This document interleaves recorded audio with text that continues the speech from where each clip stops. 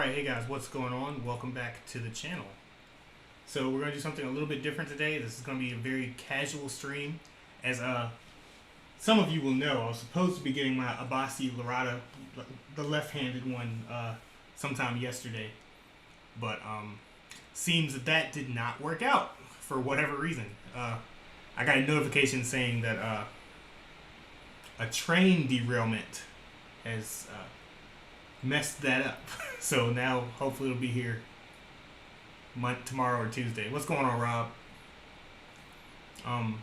So yeah, today I just kind of want to just very casually play around with the AxeFX and the Quad Cortex, along with another purpose of this is to just kind of test the limits of this here streaming thing. So I think if I have this correctly, I should be able to jump back and forth between y'all seeing my AxeFX controller on screen and seeing the Quad Cortex on screen. Man, this is pretty cool stuff. I was like super scared to start doing this because it seems so complicated, but I think I've got the gist of it nowadays. But yeah, so what's happening right now is the Quad Cortex is running into the AxeFX. Well, there's like a 4-cable method thing going on. Excuse me. But basically, I'm focusing entirely on the amp modeling here. So, I'm not going to say this won't change, but for the most part, I just have the amp model active in the Quad Cortex. And we're using drives and IRs in the AxeFX. And we're just going to hop back and forth and see how that goes. I'm on the wait list for the FM9. Good stuff, man. I'm sure that thing's going to be ridiculous. Personally, if I were to ever get rid of the AxeFX 3, I was cool with the smaller one, whatever that's FM3, I think it's called. I don't need all that many foot switches personally. But yeah, like I said, focusing on the amp models today. I have a Soldano 100 lead model loaded up in both of them. Let's start on the AxeFX because that's the one I personally have more confidence in the amp modeling so far. But yeah, let's see how that sounds.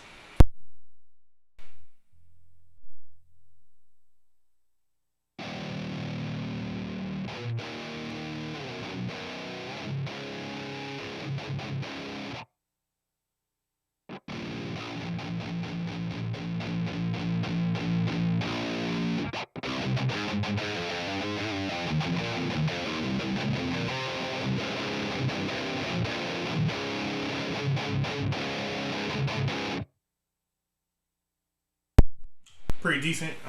Everything's pretty much at noon right now. Quad Cortex is pretty much the same way. Let's jump over to that real quick.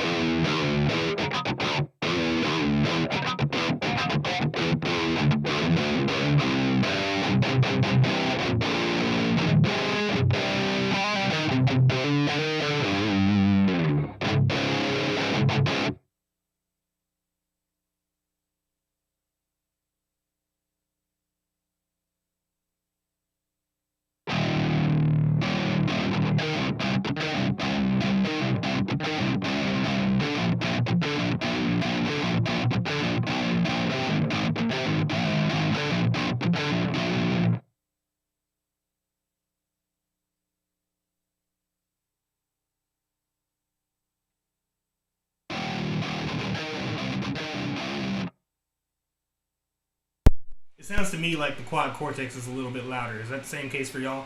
Do I need to turn up the AxeFX just a little bit? Or should I turn down the Quad Cortex?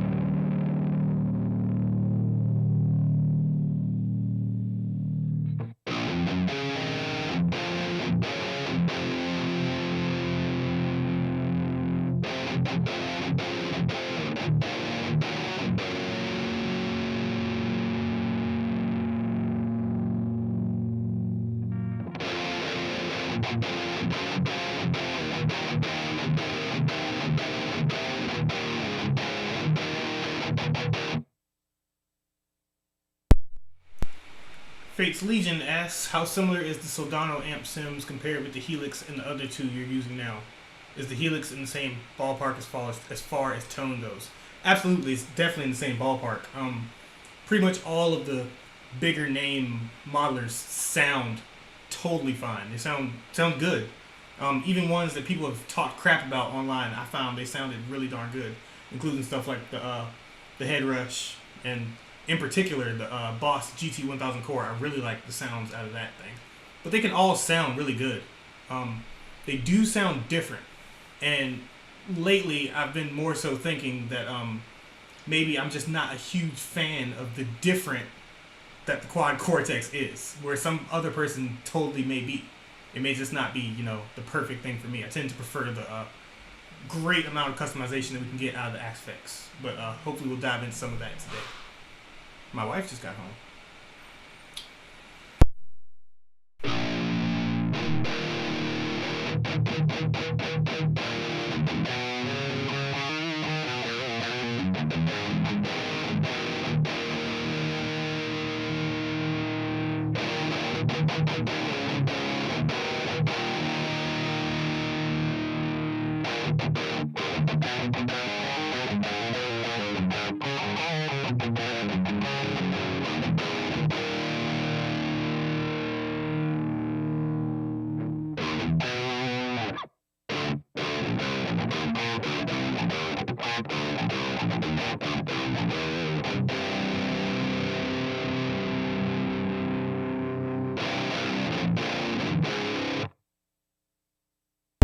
See, I guess this kind of tends to be one of my issues with the Quad Cortex. Like, it sounds fine, but other than EQ changes, in terms of dialing in this particular amp model, that's just the extent of it. Which, to some people, is going to be fine. It's kind of simple to do, and it's more realistic to the actual amp, I suppose you could say. Because yeah, when you get on an amp, you're not going to be instantly changing tubes and adjusting bias and all that sort of stuff. It's just not possible. But on the XFX 3, you have a lot more stuff that you can dive into to adjust and get the sounds that you want. So let's do that a little bit on the XFX. Let's dial in this Soldano a little bit more.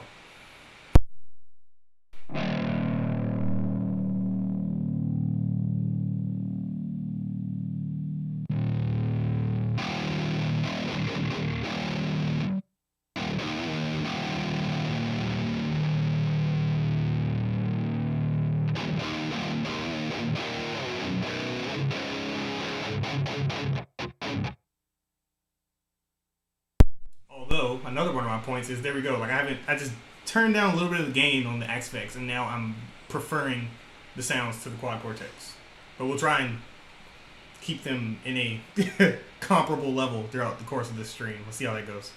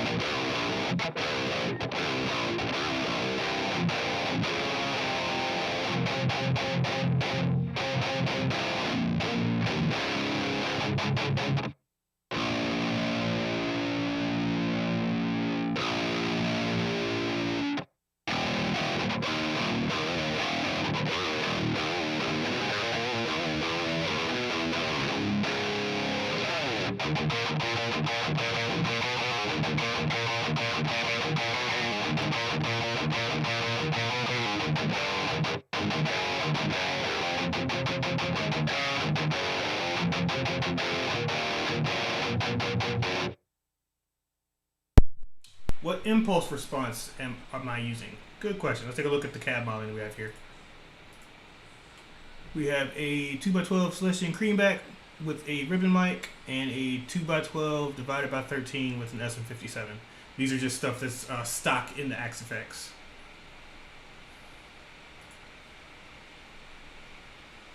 But yeah, I think I'm pretty much digging how the Axe-Fx is sounding right now. Let me test it one more time and then jump over to the quad Cortex.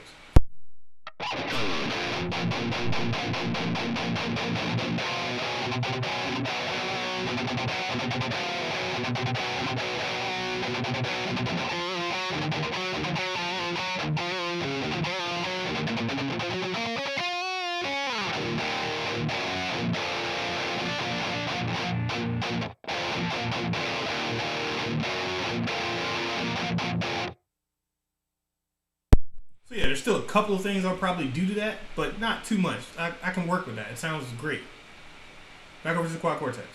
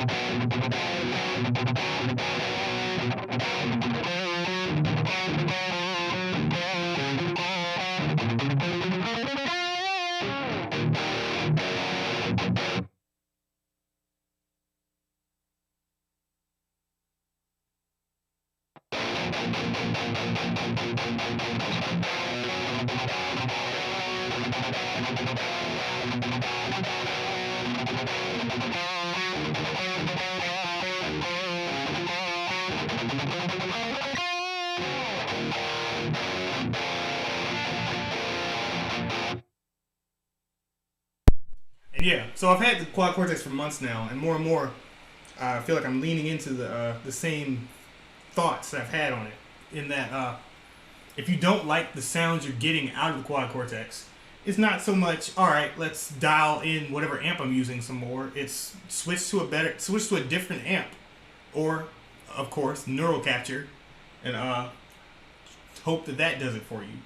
The built-in amp models just cannot be tweaked nearly to the extent that I would hope for, and that's to me why in terms of the built-in amp modeling for sure, the Aspects just wins the comparison to me, just because you have so much more fine control over the Axe-Fx models.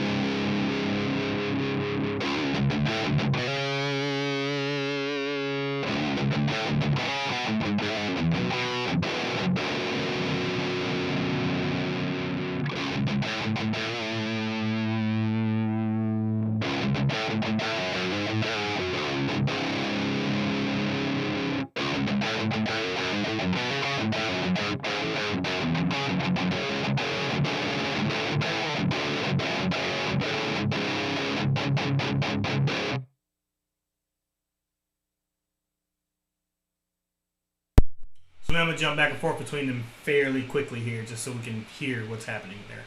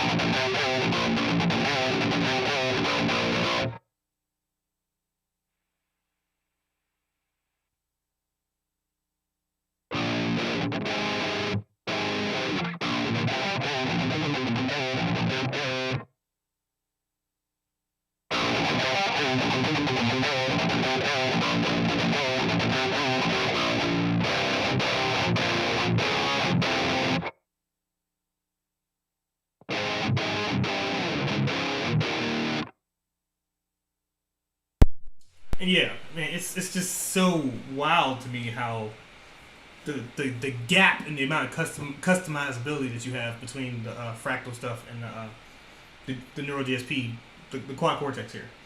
And I don't know, maybe it's just like a design choice that they're going for with the quad cortex. They're more so interested in just having a accurate representation of what the amp can do itself.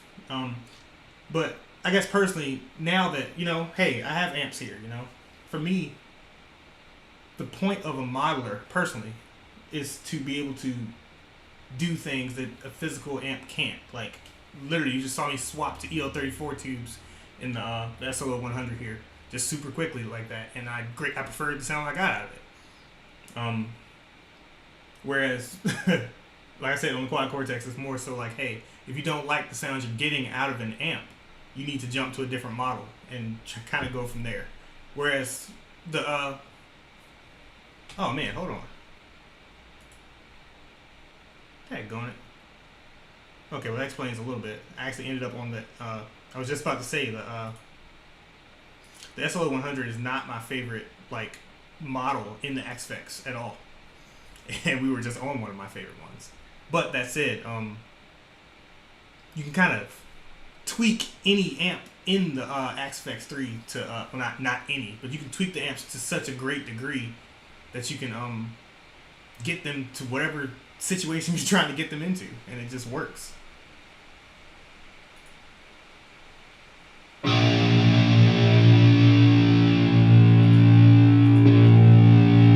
Okay, never mind. We were good. I was just on the wrong. Never mind. We have been listening to Soldano and Soldano this whole time. And yeah, like the Soldano model on every model on the XFX is just a lot more tweakable, and to me, that's something that I really care about.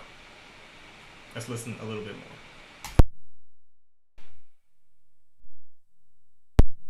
So you can look up here, and it'll say either XFX 3 or Quad Cortex. That'll let you know whichever one we're on.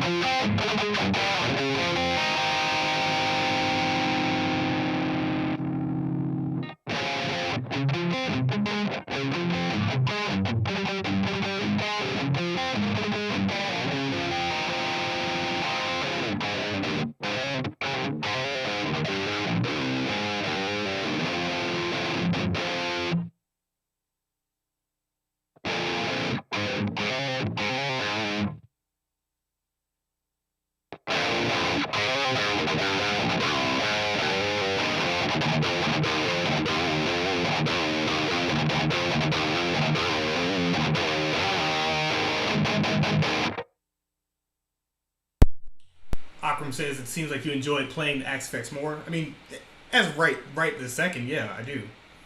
The quad is less dynamic, almost muffled sounding. Okay, well let me adjust both of these comments. So yeah, like that's the thing. I'm trying to limit the amount of stuff we're comparing here. So if I'm just looking, if I'm limited to only the Soldano model in the quad cortex right now, and only the Soldano model in the XFX, yes, I'm going to prefer the XFX. I can do so much more to that Soldano model to get it to where I'm going for. And Alan said the quad was less dynamic and almost muffled sounding. And a few things to note here. Man, like I've noticed that it seems like one of the most important controls you can mess with on the quad cortex. Let me change my views here. You see what I'm talking about. One of the most important settings that you can even mess with on the quad cortex is the master volume of the amp. Like it means quite a lot. It does a bunch on both the XFX and the quad cortex, and importantly, the XFX eventually added that headroom. What is it? Indicator, so you could tell like when you were clipping the amp itself, so you could like turn it down and adjust through there. The quad cortex doesn't have anything that shows you whether you're clipping the amp itself, but the master volume control matters a lot. Let me kind of try and demonstrate that.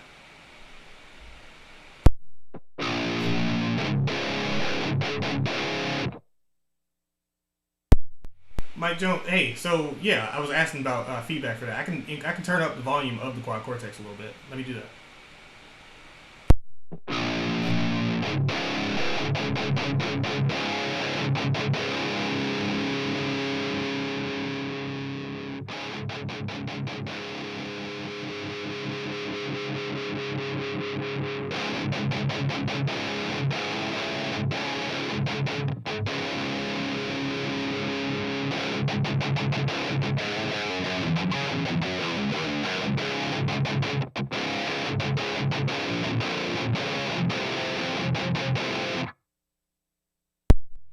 Yeah. So I'm basically looking at my output levels here in OBS to kind of get them to about the same volume level. But if y'all notice a difference, yeah, let me know, please. So let me jump back and forth between the two of them real quick. I'm gonna jump back over to the other view so you can just see which one we're using. So once again, just look right here and you can see. Look right here and you can see whether we're using the quad cortex or the X-Fex.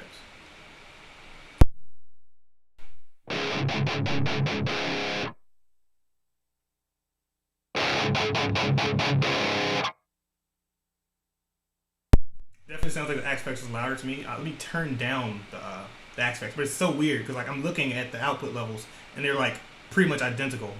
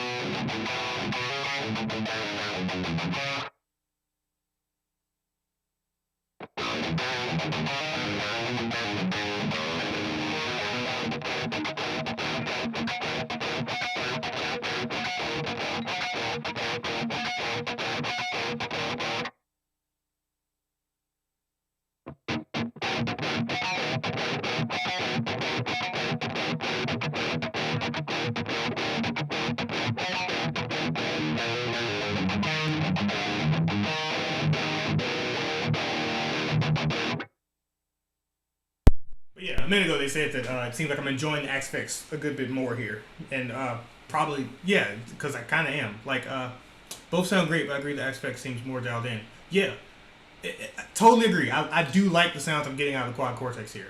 I think that they would do well to add similarly to the X-Fix did, where they added this. Let me show it to you guys actually.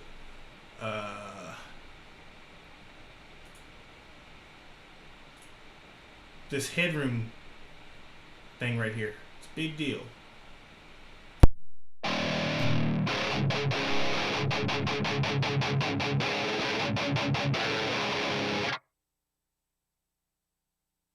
So like as you increase the master volume, if you that headroom indicator will start to clip, and as it starts to clip, your tones get like super flubby, and but there's a whole bunch of space in between that. Like it gets less flubby the lower it is, but you have like less gain going on. It gets more flubby as you increase it, and that's a huge deal for dialing in the quad cortex too. But you don't really have an indicator for it. You just have to use your ears.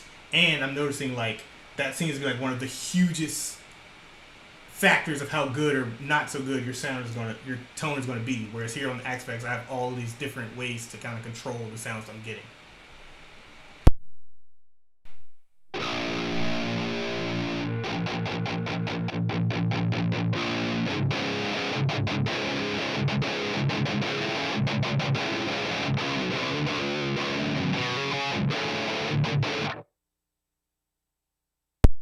But yeah, in all honesty, this is just a very difficult thing to dial in. So hey, while you guys are here, I can take any requests. If there's any amp models or anything that you want to hear out of either of these units, if you want me to put a certain amp or anything. So we're just focusing on amp models today. If there's a certain amp you want to hear in the X-Fex, let me know. If there's a certain amp you want to hear in the quad cortex, let me know. We can jump back and forth. I think I'm going to go ahead and last night I was messing around and found that the Mesa Boogie Triple Crown on the X-Fex 3 sounds like really good. Let me jump over to that real quick.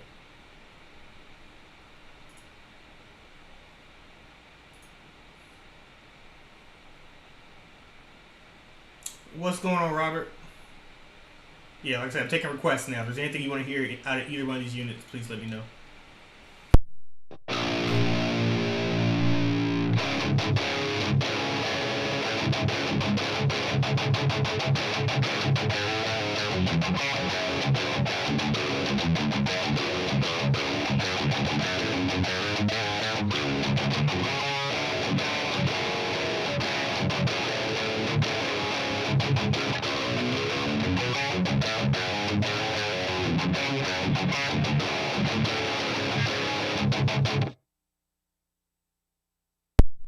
What's your question, Rob?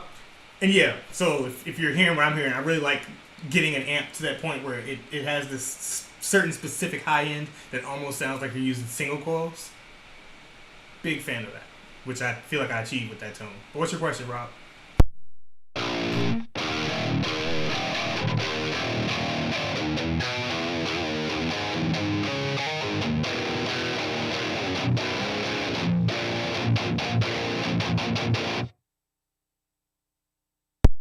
Alan says his go-to on the XFX 3 of late is the Diesel Herbert Channel 3. See, it's so funny. Maybe I'll jump over to that, but I've not been a fan of the Diesel. I don't really like to play through Diesel amps. I played through a couple of them. I remember like when I was first like younger and hadn't really played through anything nice. Diesel was the amps that I was super excited to check out because they look so freaking cool. They're a little bit wider and thicker than I tend to go for. Probably has something to do with the fact that I play 7 to 8 string guitars more than anything. But that said, both of these have a diesel model. Let's go ahead and mess with it. Why not, right? Diesel. What is it even called on here? I forget.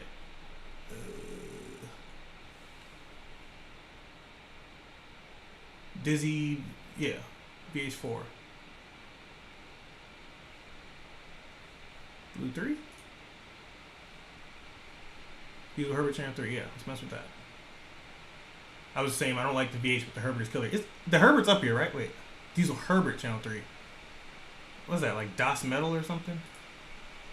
Help me out here.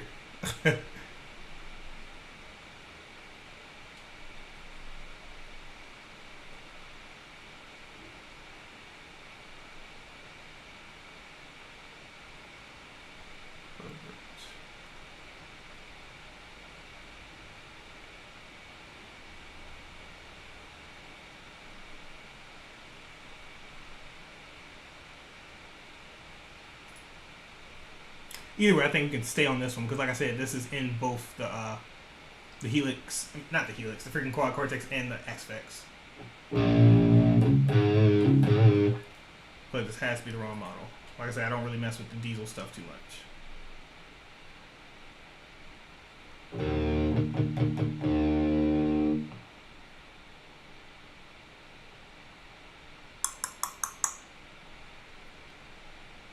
Oh, Herbert. There we go. Channel 3. It is right there.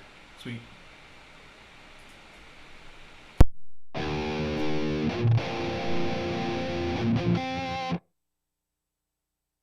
Okay, so I haven't messed around with this too much. First impressions are good. Let's dial this in a bit. Okay, Robert's question. Between the KSR series and the Empress Heavy, which is great for tight sounds, and damn, that tone. For tights, like if you really truly want a tight guitar sound, the series is the preamp pedal to get.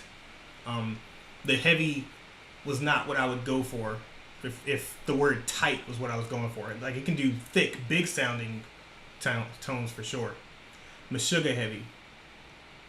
It's so funny. Like Meshuggah's guitar tone is very much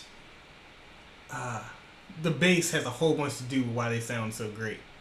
But if I were trying to get a mix where if I was trying to go into a mix and get something that sounds like Meshuggah, I would probably still lean towards the series. That said, I'm sure you can get great results with either. But again, I personally prefer the Empress Heavy as a distortion pedal, so into the clean channel of something. Herbert is what Searle played, and that's what got me thinking about them, but I never got one sounding right. Yeah. So, although, like I said, I think I'm understanding what Alan was talking about here. The Herbert up here is sounding pretty darn good, so let me mess with that a little bit.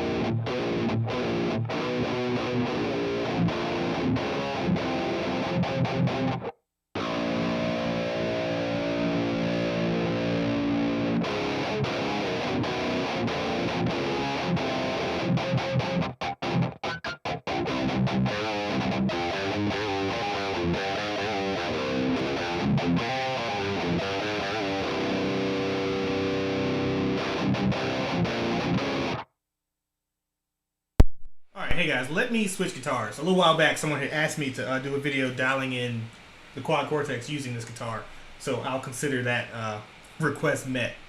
Y'all tell me, should I pick up my Skirvison 7 with War Pigs or my Zen 8 with the Painkillers? Let me know. Whoever answers first, that's what I'm picking up.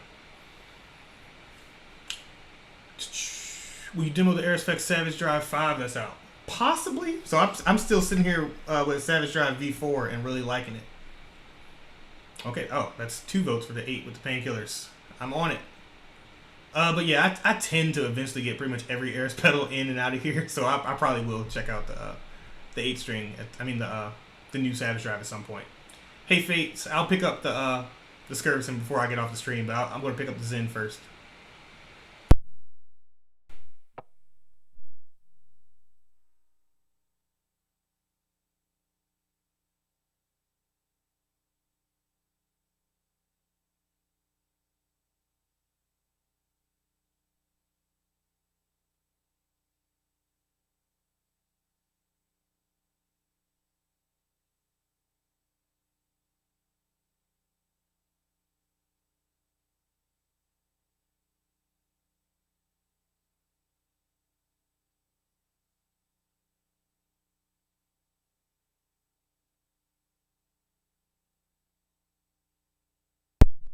Jake, what is up, dude?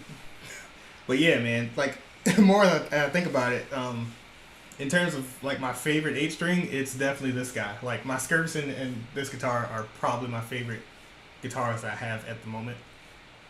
This isn't quite as crazy good as the Skirvison is, but it's up there. I like it quite a lot. Been thinking about the quad, but wanted to know what they did to improve it the first few months. So a lot of I think there's been like 1 or 2 like major patches so far, and they've been focused more so on things that I haven't cared too much about. Because I mean, I'm pretty simple. Like, as you see here. Ooh, where we at? Where is it? Bam. As you see here, like, what you see here tends to be what I use. Freaking gate, drive, amp, cab. Done.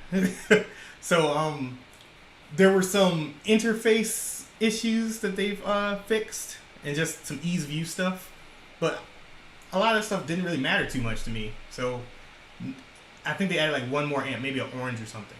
Literally, I'm sitting here waiting for them to add the ability to use the Neuro DSP plugins, because I've always loved their plugin. In terms of a plugin company, so far Neuro DSP has been the ones that have impressed me the most, that was the main reason I had high hopes for the Quad Cortex. So yeah, I think that once those get released, that's when I'm really going to be like, all right, either I'm going to keep this or I'm not going to keep it. If the plugins come out and they're great, cool, I'll keep it. If not, I'll probably let it go and use it to fund something else on the channel or something. Again, don't get me wrong, I think the captures are pretty darn cool too, but yeah. What are your gripes with the QC? Literally, the inability to customize the amp models too much. That's the main thing. Other than that, like I said, I think each of these devices just have slightly different sounds and characteristics to them. Like, again, John Brown's my favorite guitar player. He doesn't like the Axe effects. I never understood that. He's very much a Helix guy. He literally just doesn't like the sound that he gets out of the Axe effect. I'm like, what? Like, the Axe effect is so much more tweakable than the Helix. I don't quite understand that, but maybe it's just something that he hears and feels through the unit that doesn't make sense for him. And I'm thinking that might be my case with the Quad Cortex. It's just, it hasn't quite spoken to me yet. And I really want it to. Like I said, I love their plugins. Love them. They're my favorite stuff out there. And I really want this to be a great unit for me too. I love the interface. I think that the interface-wise, it's up there with the Helix, which is saying something. Like, it's really, really great. But I just can't tweak it as much as I want to. You can sort of do that tweaking with VST plugins alone. There's Power Amp plugin that lets you change up the tubes. It's called the TPA1. Haven't messed with it since I got the Neurobasi plugin. Power Amp plugin. Well, yeah. See, I didn't know that. This is news to me. But yeah, like, if I could adjust Power Amp settings and something in the Quad Cortex, that would be great. No new models and stuff. I think they added like an orange model or something in the Quad Cortex since it's come out, but it hasn't been a bunch for sure. Jake, do you still buy all the individual plugins if you have the Quad Cortex? I feel like the plugins should be included with the hardware. I have the Kemper, Helix, and Axe-Fx. I agree with John Brown. I hate tweaking on the Axe-Fx. And see, that's fine. So I think for some people, maybe Quad Cortex is exactly what they want because there's not too much there to tweak. You're either gonna, really like your tones or maybe not, The closest thing to tweaking I feel like you get is that there's like a plethora of neural captures out there. Do you have to buy all the individual plugins if you have the Quad Cortex? Yes, you do. As of right now, there is absolutely zero interlap between the plugins and the Quad Cortex. They're very much their own things. You cannot use the plugins on the Quad Cortex or anything as of yet. I'm hoping that comes out soon. The Quad Cortex will need a year, maybe 2 years. I'm leaning with agreeing with you. And again, so for those of y'all who don't know, I'm not gonna sit here and act like I'm a huge expert on this or anything, but I did major in computer science. I'm a programmer. I work with IT and stuff right now. And personally, for them, it just does not make logical sense in my brain for them to talk about how powerful the Quad Cortex is, but they can't quickly and fairly easily port over those plugins to the unit. They know that's pretty much the main thing everyone's asking for, and it's taken them this long to do it. One thing I noticed a while back is that those plugins on the computer, they take a lot of freaking processing power. And the cynical part of me is like, man, is there something going on here? Like, are the plugins too demanding to be just easily ported over to the Quad Cortex? That's my thought. Of course, I don't know for sure, but that tends to be how I think about this. It's kind of weird to me. I recommend using the 8-band parametric EQ with some own hammer external IRs to greatly improve the Quad Cortex tones. I believe that's totally an option. Straight up, I believe that pretty much every single modeler can sound phenomenal. But I don't want to sit here and have to dial around with an EQ pedal to make the freaking thing sound how I want it. It's an option. Maybe I will dive into that at some point. Maybe that'll make me a total believer in the thing. But to me, that feels a little weird, personally.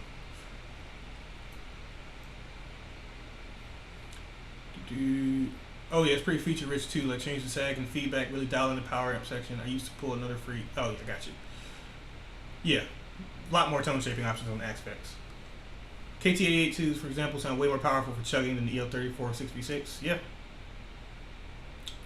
That could be their resource system. Yeah, that's what I'm thinking. But of course, that's just a guess from a guy who, doesn't know exactly what's going on over there at NeuroDSP. Do you think the plugins will be great on the Quad Cortex just like the computer? I really hope so. Like I said, that's to me going to be the make or break. It's going to be a decision point for me. It's like, all right, do I want to keep this or not? Because like I said, I love the plugins. And so far, I just like the sounds I'm getting out of the Quad Cortex other than some of the neural captures. I think they rushed to release the QC because people were whining about the delays. The plugins should have been integrated on day one. I don't know why they still aren't.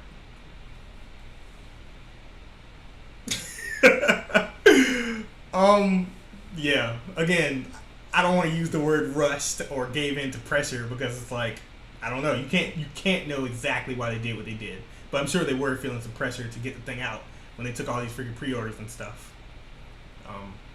But yeah, we'll see how it goes. I know that these things do take time to get to where they need to be. Some people have compared the first generation Axe-Fx to really sounding like the late generation pods. But yeah. You can attribute one dialed in EQ globally to all presets. And yeah, see, then we started talking about global EQ and everything. That was something that people used to talk about a whole lot on the freaking Helix back before they made some tweaks to that. So yeah, if you use this global EQ, you can get everything to sound great. Totally believe it, but I really hate for that to be the solution for things. I thought they were going to be better because they could get the latency down compared to audio interface solutions, but obviously they can't compete with the power of a desktop CPU. How do you go about dialing in a gate on the Axe-Fx? I've had mine for about 4 months. That's the only thing I really struggle with, like super tight gates. I can mess with that real quick. My opinion is that the QC can make the Axe-Fx obsolete done right. Of course it can. Like that was the nice idea about the Quad Cortex was that ideally it's competing with both the freaking Kemper and the Axe-Fx. And in my opinion, yeah, I do think that it's done a whole lot to change some people's minds about the Kemper. But the Axe-Fx, in terms of modeling, I don't think it's anywhere near what the Axe-Fx can do yet. But someone asked about, I'm not going to say someone, Jake asked about dialing in gates. Let's mess with that real quick.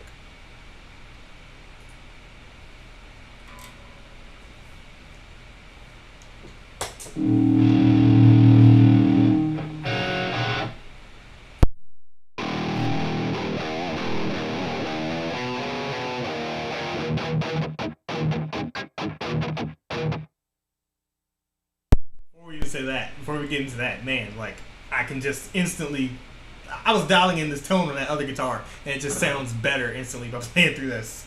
The monitors sound good, they sound fine, but they're not my favorite things in the world. Fluences in general.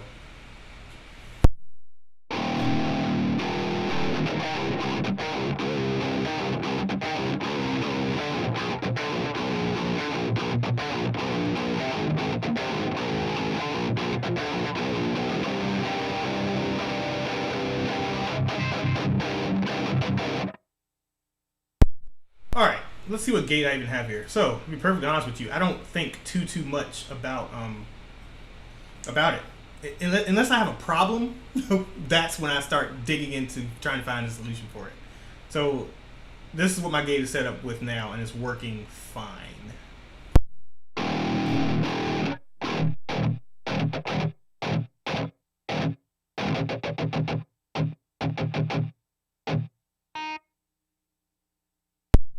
Yeah, mainly you want to try and find that sweet spot. So threshold, of course, I typically start with threshold, so I'll find where I start to hear noise with it all the way down. I don't hear it, but you can see it. See how the gain is just shot up. So really, I could like have it this low. But then you start to hear the sounds of me just touching the strings and stuff.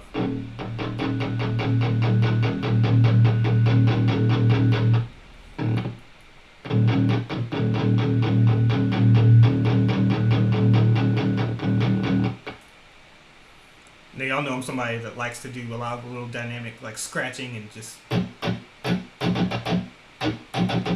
but I also pick fairly hard too. So I'll find that spot where I can, just touching it probably won't give me too much sound. It may give me a little bit, but I do have to like attack the strings a little bit to really hear anything.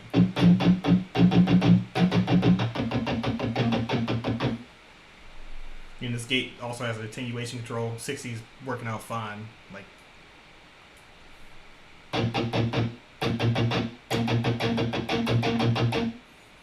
I think that's just literally how much signal, like, so when something's being gated, what's being taken away. So maybe you could probably just make the sound quieter instead of actually cutting it out entirely. But we typically want to cut it out entirely. So whatever, minus 80 works here too. Attack time, I want that to be as quick as possible. That's how fast the gate can gate.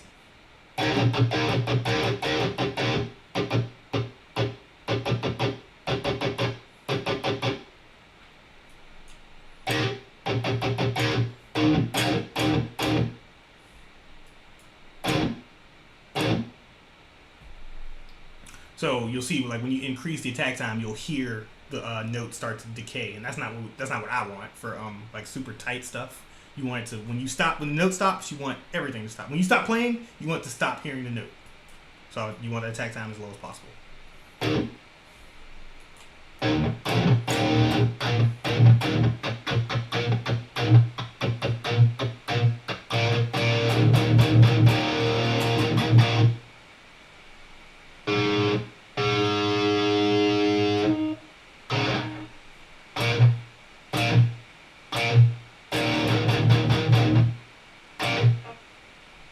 Similar situation with hold time. Like you can see that this little gain indicator here, it stays on longer when you have a longer hold time on. So the notes can ring out a little bit longer than you'd like for them to.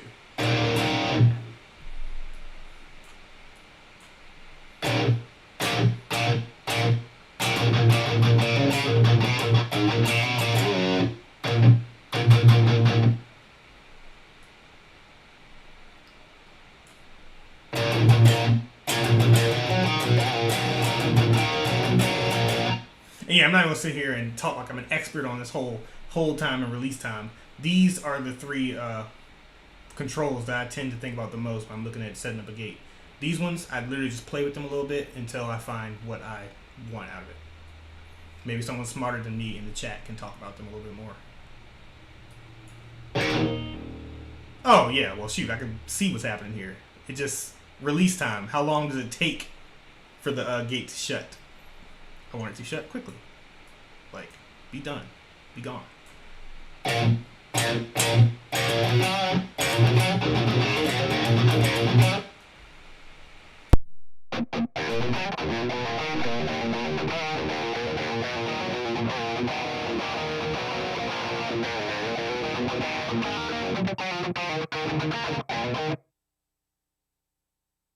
you start getting to that point where things sound a little bit mechanical. So it's like, let's give myself a little bit of release time there.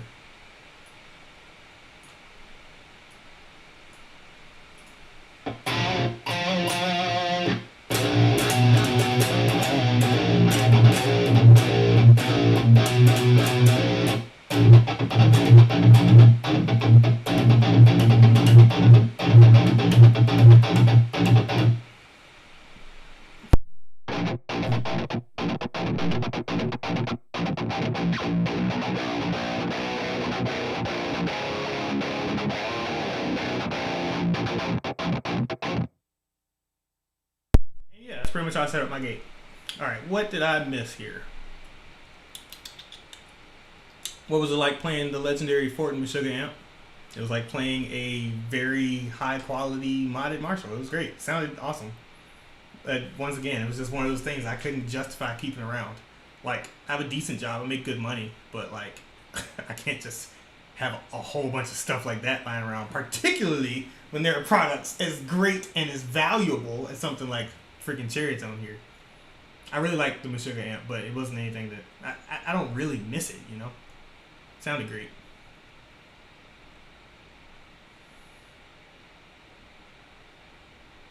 The regular plugins take a lot of resources. Getting high quality super sampling and stereo will max out most systems, and that's just one plugin.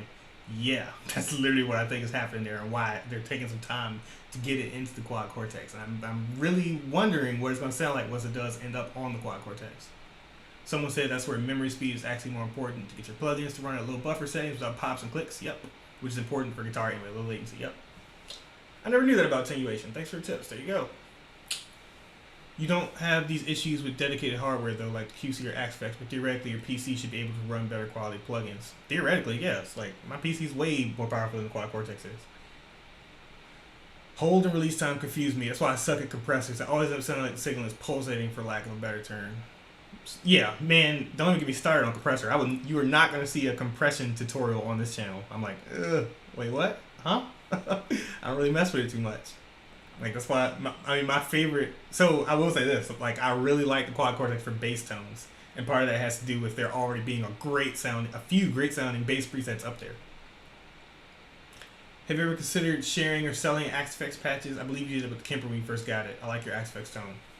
Do you? Well, there it is. So, personally, and somebody's gonna get mad at me for this, I'm sure, I think selling patches that you can just dial in like this is one of the biggest rip-offs that anybody could ever do.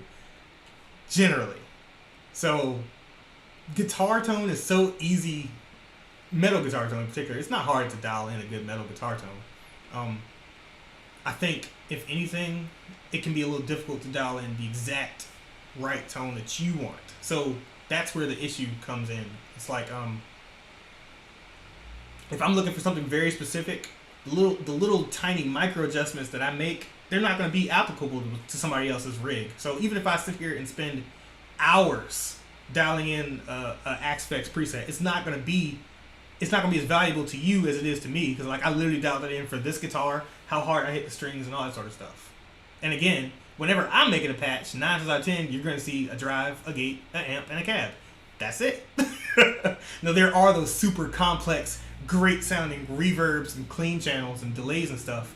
That is something that I'm not great at creating either.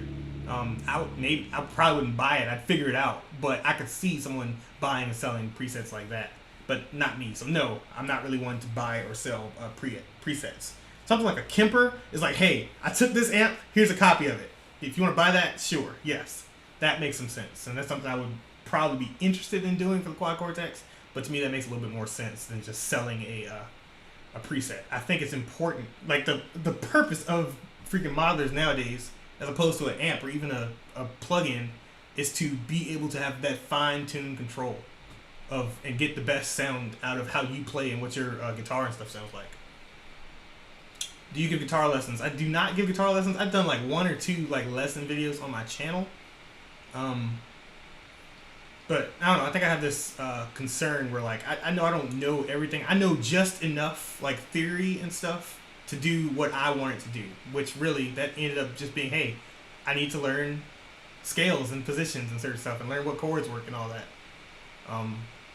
But yeah, I'm not in a place where I feel comfortable giving guitar lessons personally, other than just like a friend or to Denise, which I do sometimes. I buy the Quad Cortex for a dark glass bass amp alone. Yeah, like I really like it. It sounds great for bass. You are selling time for money. People don't want to learn and would rather pay than go through the stress. There are enough hardships in life without tampering with presets. Fair enough. I get that. But like I said, it's just weird to me because what is my greatest sounding metal presets may not be great for somebody else, you know?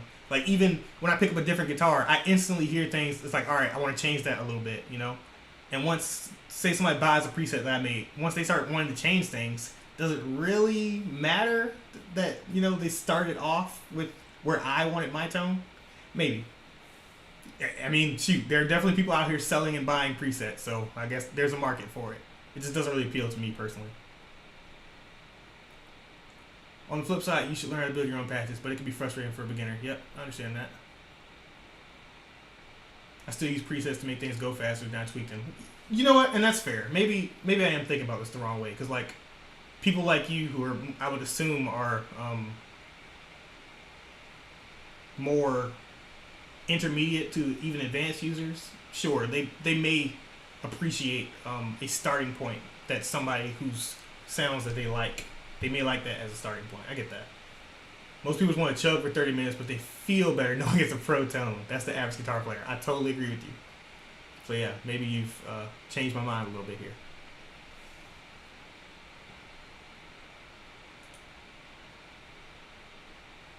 But yeah, someone earlier asked me to check out the well, didn't ask me, but they said they were liking the Diesel Herbert Channel 3.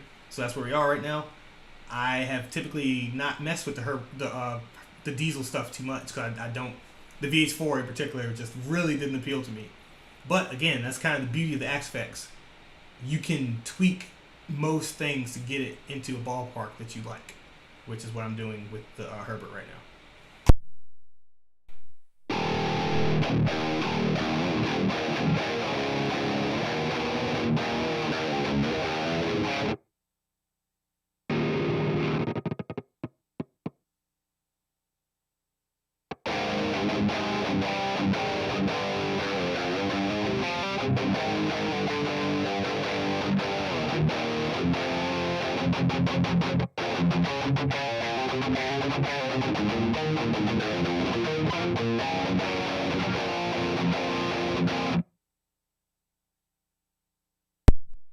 Is the Series and the Savage Boost, so Savage Drive, is there a Savage Boost? He has so many daggone pedals. Is it overkill? No. There are plenty of pedals that work, overdrive pedals that work really, really nicely with the KSR series. Yeah. You definitely don't need an overdrive with the series at all, but I still tend to use them and they sound great. That said, I know that this is an Axe-Fx Quad Cortex stream, but real quick, let me try something kind of for the heck of it here. Let me see if I can jump over to an amp. See how smooth that process is. Dover DA20 here.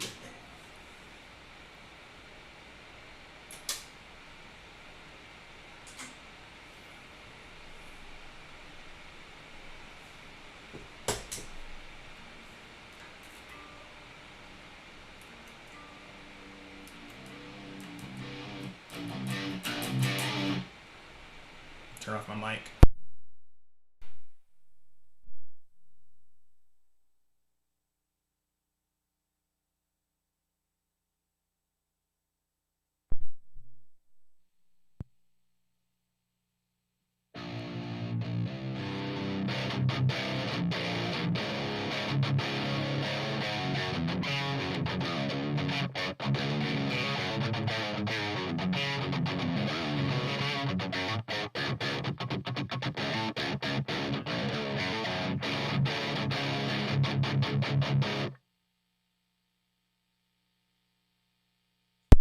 So yeah, that's the Dover DA20, and still to this day, that's one of my favorite unboosted sounds. Like period. It's just it has it all there.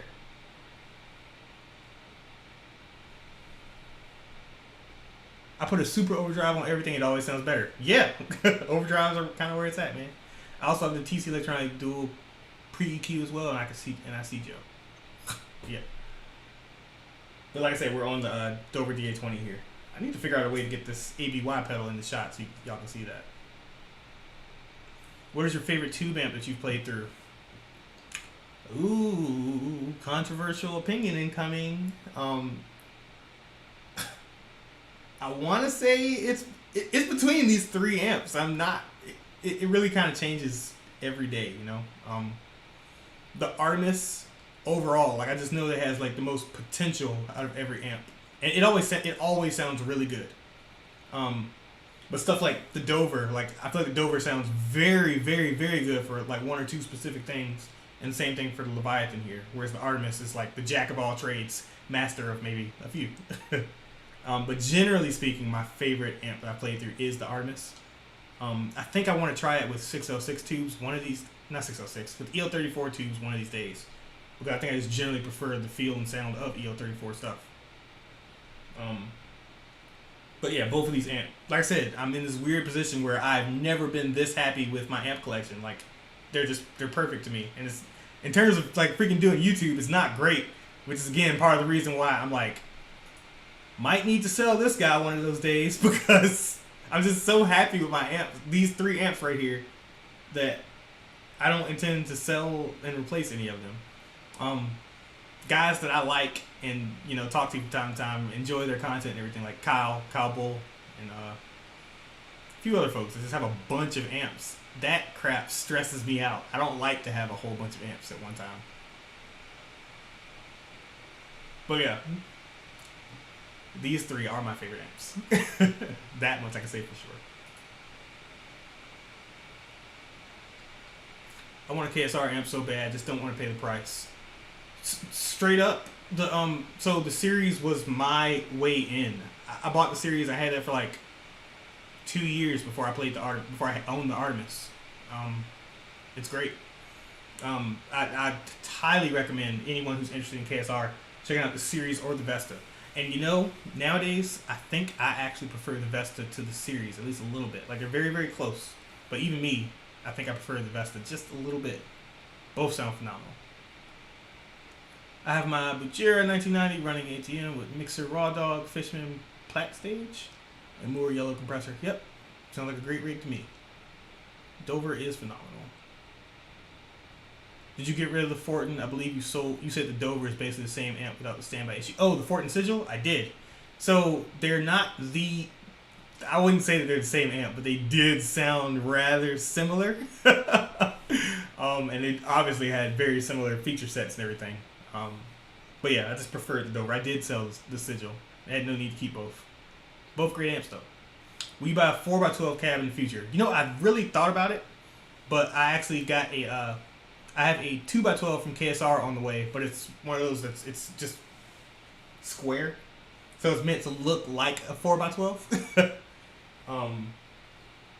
I don't think I'm to the point yet where I want a 4x12. I think that when I like buy a house, I know where I'm at.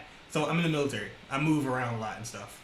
And I just don't want a 4x12 as of yet. When I buy a house and I know I'm not moving around anymore, yeah, that's when there'll probably be a 4x12 like in my garage or basement or something.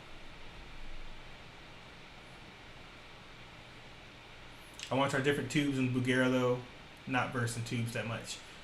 So I will say, Just like how we talk about tone woods and everything.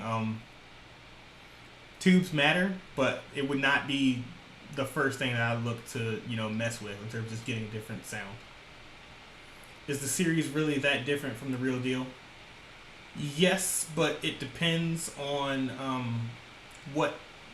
how you're running the series, for one. So yeah, running the series into the PA50, that's certainly close to something I can get out of the case. I think I'm gonna make an actual video on that one of these days, though. I am going to. Someone asked for that too, so I'm going to look out on the channel in the next few days to weeks. And you should see a comparison of KSR Artemis and the series running to the PA50. Thank you for your service, sir. Are you in the military? I think I've seen you say sir a few times. If so, thank you for your service. But thank you. I have a 4x12 Mises slant and love it. I want to get a Hesu 2x12 like Ola England has next. I've wanted one of those calves for quite a bit now. The Hesu stuff is hard to get a hold of over here.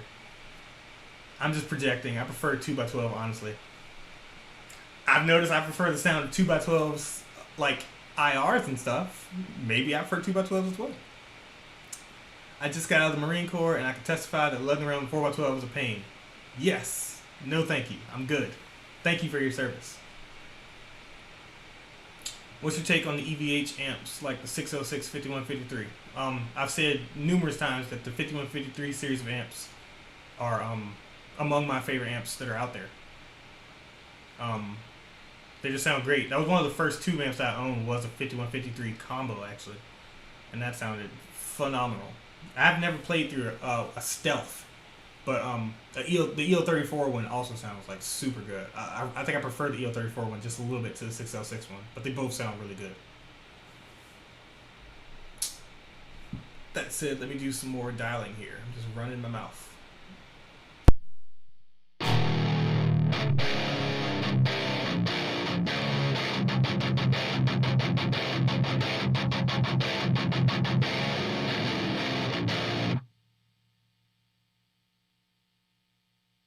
I remember why I was running my mouth, because I'm just so freaking blown away by the unboosted sound of this amp. It's so good. Let me jump back and forth between this and the Axe Effects, and maybe we could talk a little bit about amps versus modelers. I love modelers too, but I'm very much a believer in physical amps, and that may just be because of the fact that I'm playing it through a cab. But let me know what you guys think here. So I'll point before I go to one or the other. Pointing at Dover, it's Dover. Point this way, it's the Axe Effects.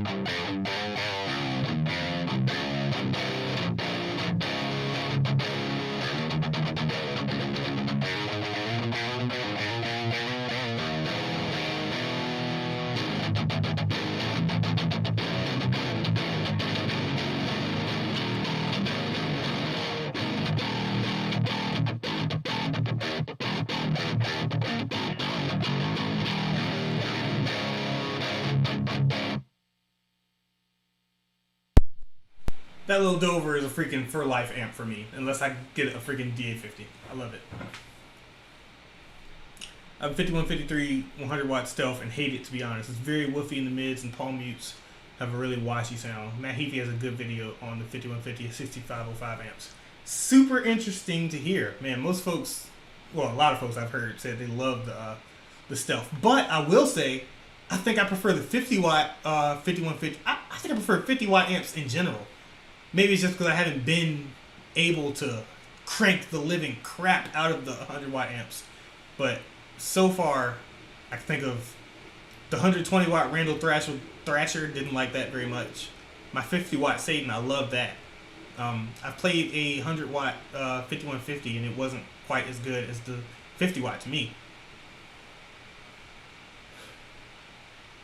Do you think the JCM 900 overrated? I have it with 606s and it gives me great tones. It's affordable too. Um, I never played through one personally, but I'm sure it probably sounds great. You said overhated, probably so. I would love to try one myself. Like I said, oddly enough, a lot of my favorite tones I get from like having an amp be crunchy and then boosting the crap out of it. For instance, let's demonstrate this with the Artemis.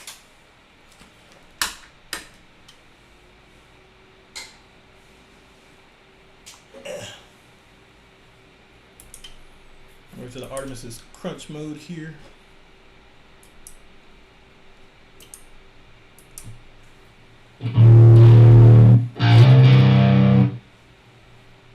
No boost on yet.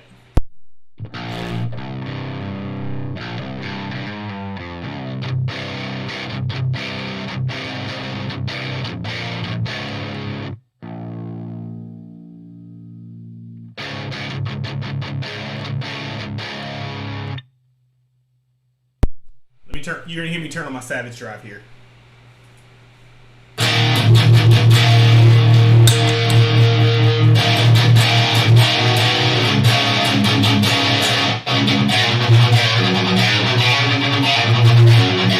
Oh, let's probably mute this.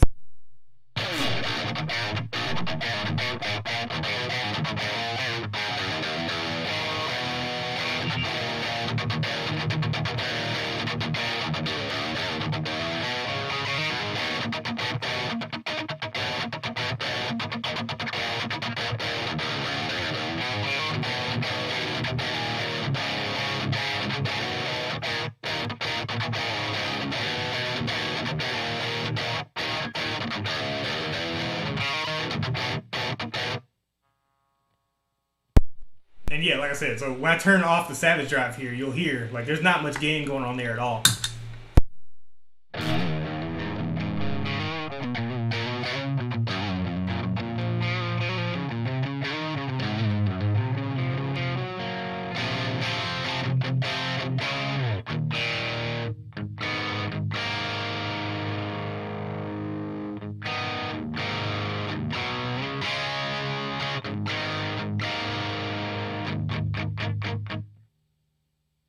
But yeah, boosting tones like that tends to be my favorite stuff. So yeah, I have a feeling I would probably like a JCM 900. The 50 watt stuff is definitely tighter on low end. I recommend that over the 100 watt for sure. You can achieve that plexi Meshuggah tone as well if dialed right in a way too. Yeah, I'm sure you can. I'm totally sure you can. I also dig the Victory Super Kraken. That's another one I really like. Yeah, the Victory amps are really great. The Kraken is phenomenal sounding. What settings do you use with the Savage Drive? I have a V4 but struggle trying to get a good sound out of it other than using it for basic clean boost. Well, you, sir, are in luck because I can do this. And kinda, sorta.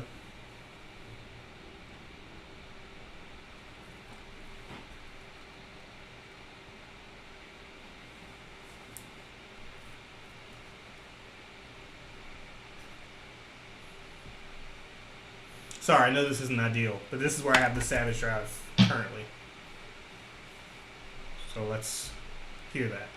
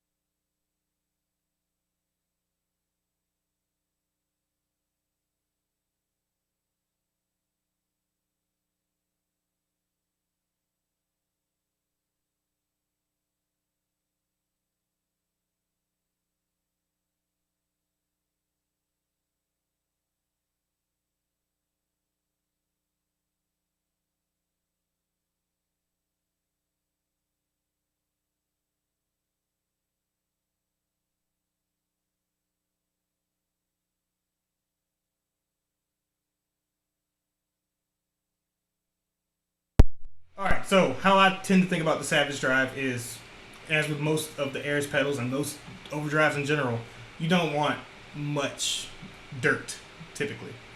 Um, but typically, as I increase the volume, I lower the dirt. As I lower the volume, I feel more comfortable adding in more dirt. And yeah, I don't know what was going on previously, but yeah, the tight control, the pedal gets tighter as you lower the control. For a little bit, there was something I was playing through where it seemed like that was the opposite. But yeah, increasing the tight control makes your sound a little flubbier and less tight, and then literally bite to taste.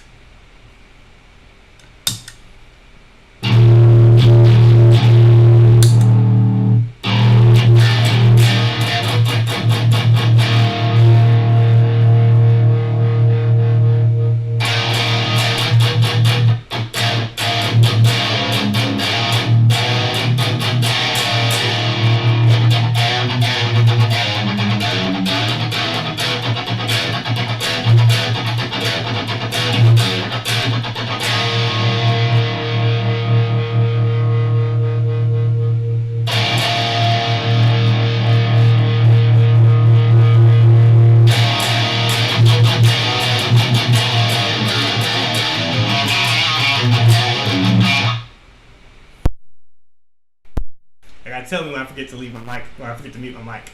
Sorry about that. Oh, thank you. Yeah, you totally did. But yeah, there's nothing wrong with using the Savage Drive as pretty much as a clean boost. You still have different controls to mess with in terms of tight and bite that make it fairly unique sounding in my eyes. But yeah, that said, you definitely can, if you do want to dial some drive in, just back off on the volume.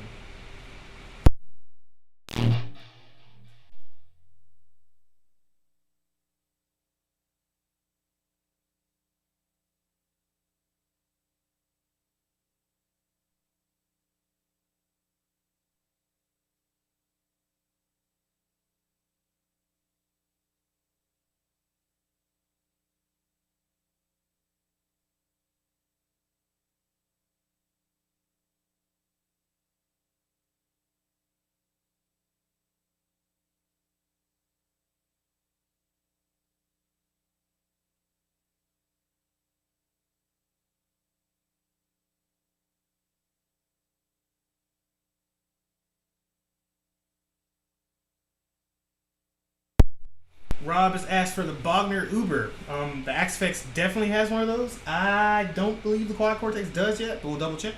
I'm also going to go ahead and grab my Skirvison 7-string real quick. Give me 1 second.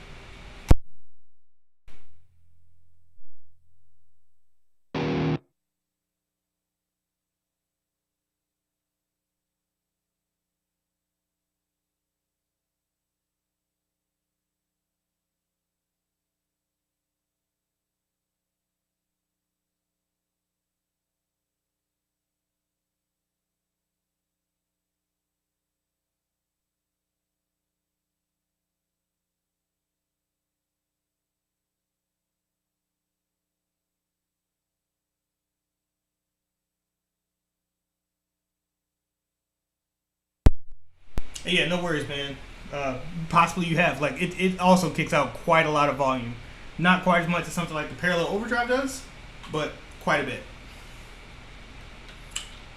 But yeah, so we're messing with the Bogner Ubershaw. I think that's the Das Metal in the Axfex, if I'm not mistaken.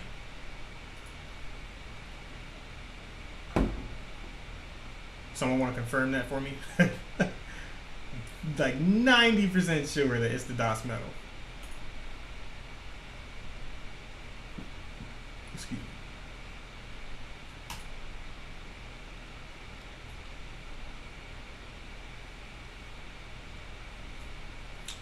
Yeah, I'm not going to Google it right now. If somebody wants to Google it and confirm for me, feel free. But otherwise, I'm going to walk on faith here and say that, yeah, the Das Metal is the Bogner Uber.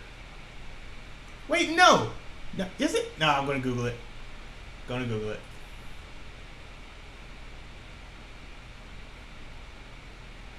Ooh.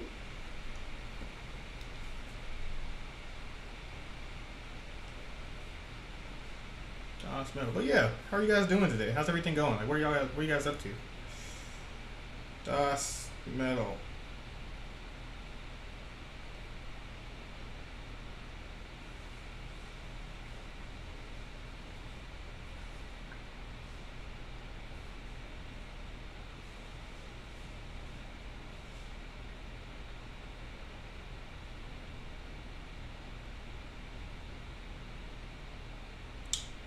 Wait a minute.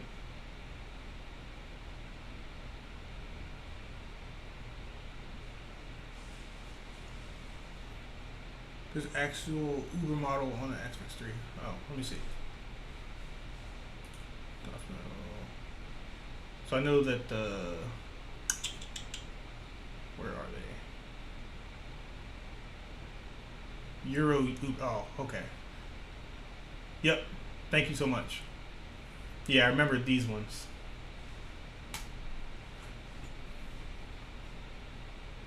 Can't play guitar so listen to you play. All right, so yeah, we are on the Euro Uber, which is the Uberstrahl model here.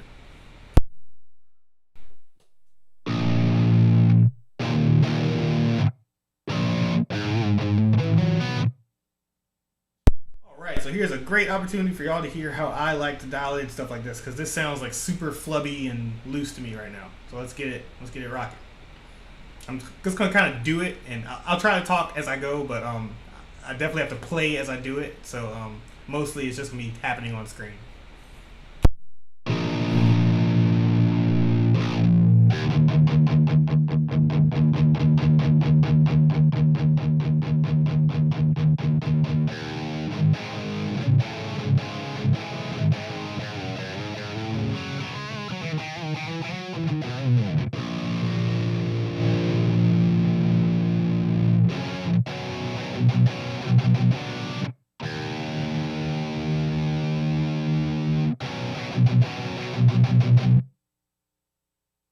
That low end is ridiculous, which is kind of exactly like a real freaking Ubersaw.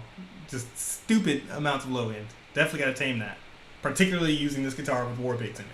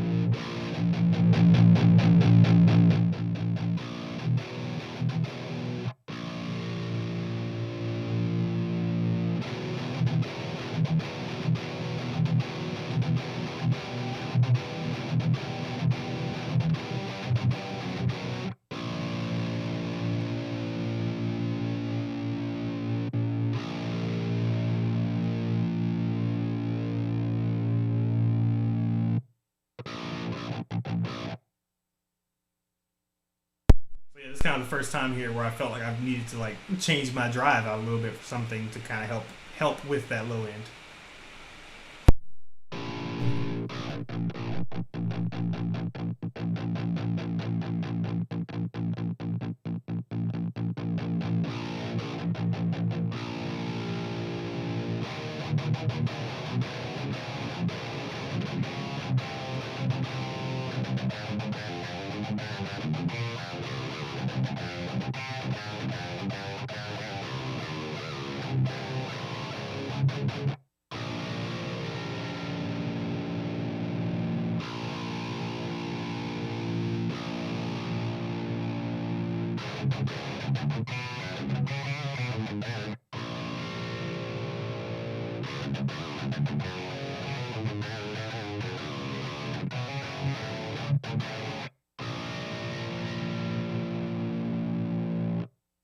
Here you'll see me mess with the threshold on the gate a little bit. I think this is kicking out a little bit less output than the OCD drive I was using a second ago.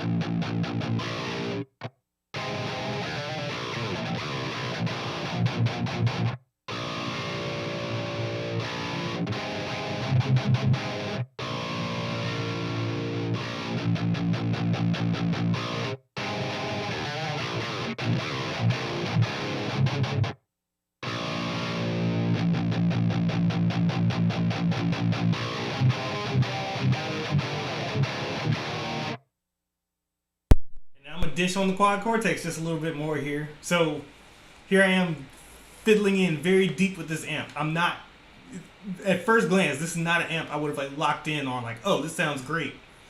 I'm not there yet either. But I have all these options to mess with. I'm super confident I'm going to get this to a place where I'm going to like it, at least like it. Quad Cortex just doesn't have that amount of flexibility in terms of customizing things. Past midnight here, ignoring the itch to play guitar, so watching you tone chasing instead. Well, I appreciate it. Glad to have you here, man.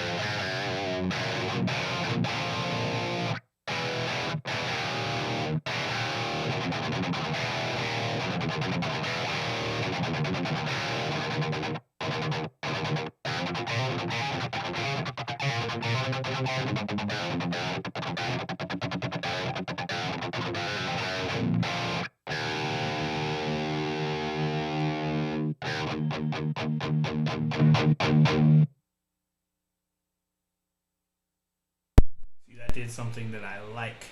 So it's starting to get a little bit too metallic, maybe a little bit too mid-rangey and honky.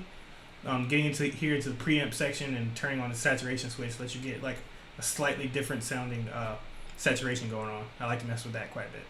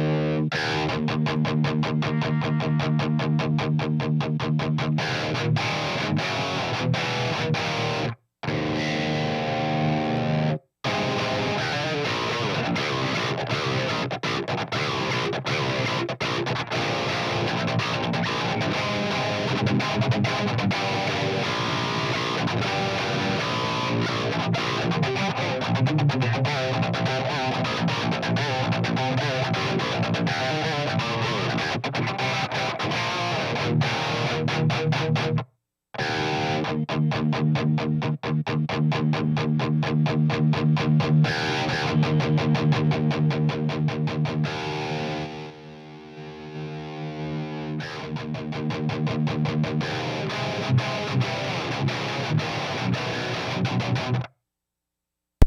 we're in a good spot now, I think. Definitely not totally there. But again, like I said, this amp didn't like jump out to me as something that I would really want to mess with too much in the first place. But we're in a decent to good spot here at least.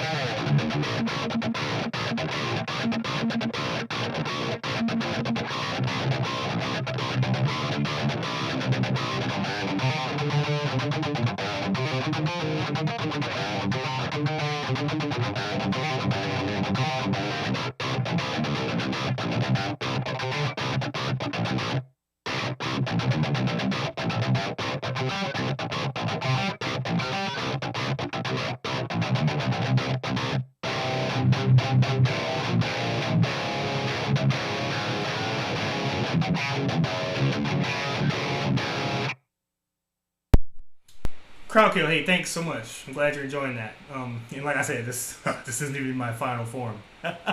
Yeah, I like it. I'm not in love with this sound yet, but yeah, that's just the crux of my point here.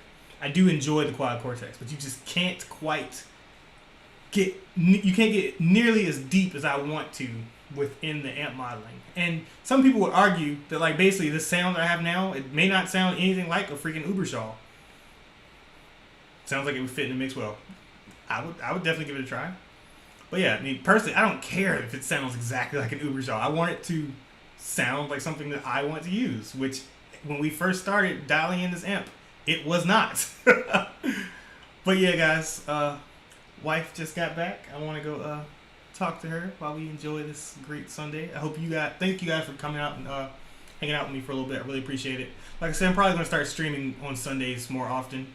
And whenever the Abasi Lorata does show up, I probably am going to stream that day too, even if it's just a short stream. Just get some of my first impressions out. I'll probably do that. But yeah, guys, really appreciate y'all, and y'all take care. Goodbye.